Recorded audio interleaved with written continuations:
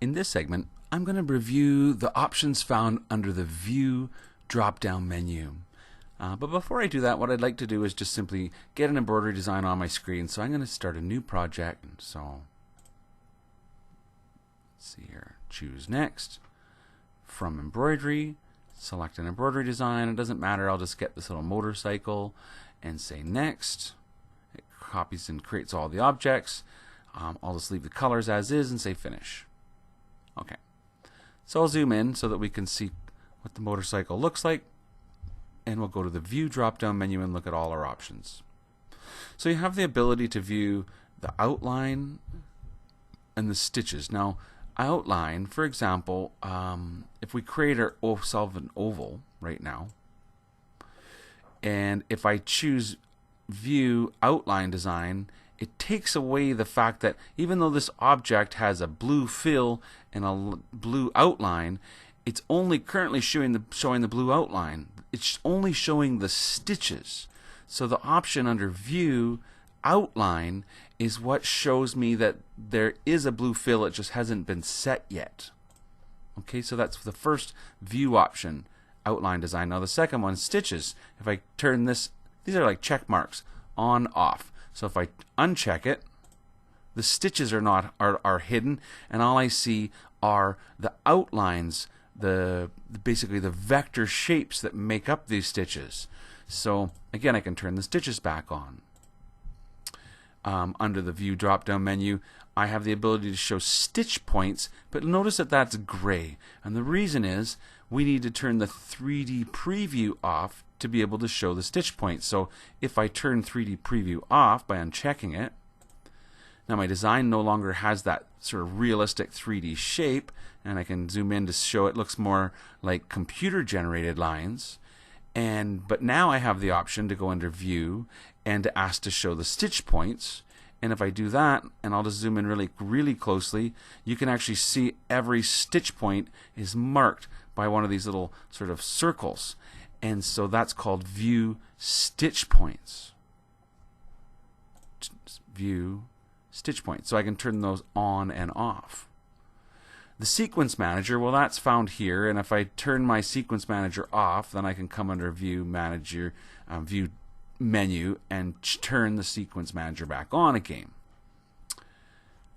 If I had a backdrop, and we looked in this video at inserting a backdrop, like for example from the scanner, and in that case, if I have a backdrop, I can control, first of all, I can hide it, I can place it below my embroidery, I can have it be washed out, I can have it placed above my embroidery, and I can control the properties of that backdrop, like the size and whatnot. I can turn on the 3D preview. I have another option called Thickness View, and I'm going to turn that on. And in Thickness View, it gives the darker, so the heavier the amount of thread, the heavier the thickness. In other words, in areas where multiple layers of thread are overlapping, it shows them in bright red. So green being sort of the least thickness, then yellow, and then orange, and then red being thicker and thicker based on the number of layers of embroidery that are sewing over top in certain areas. So that's called your Thickness View, and you can turn that on and off. We also have the ability to turn on and off overlapping crystals, which I showed in the crystal segment, how we may want to turn this on and off. I'm going to turn the 3D preview back on for this topic. Now View Set Light Source. With this, I get a little globe, a little sphere, and I can decide where the light source is for the 3D preview. And notice as I move this light source around how it actually changes the appearance of the thread on my screen. So that's something you can actually change your light source for your 3D preview. Now you have the ability to turn on your rulers, your grid, your guidelines, and your hoop. And perhaps I'll just zoom out a little bit and show that right now I have my embroidery hoop turned on. If I want to, I can say View and unselect hoop, and it hides it. And I could say View, and I could turn off my guidelines, View, turn off my grid, View, turn off my rulers. So those are, I can clean up my workspace if I want to. It makes it a little less cluttered, but those are also tools that I like to use. So under View, I may want those rulers to be able to help me understand my sizes, and I may want to have a grid to be able to use for measuring things. So you can see that grid is very small and sort of subtle. Guidelines, I haven't actually shown guidelines, but you can actually click on your ruler and drag to create a guideline. Now let's see here. Because guidelines are turned off. So if I turn on guidelines, that makes sense.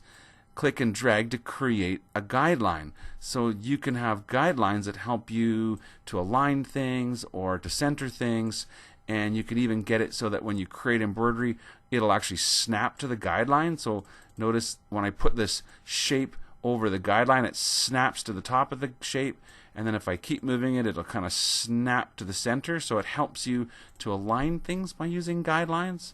So, and again, you can create a guideline by clicking and dragging on your ruler, and you can turn on guidelines in your View drop-down menu. Turn on the hoop again. We have the ability to zoom in, which is Z, previous view, which is F3, or zoom all, which is F4. Also under the View drop-down menu is your Toolbars menu to make sure that if you, for whatever reason, closed a toolbar, you could turn it back on again. You can customize your toolbar menu and change what's available there. And finally, under the View toolbar, you have the status bar turned on and off. So those are all the different options available under the View drop-down menu.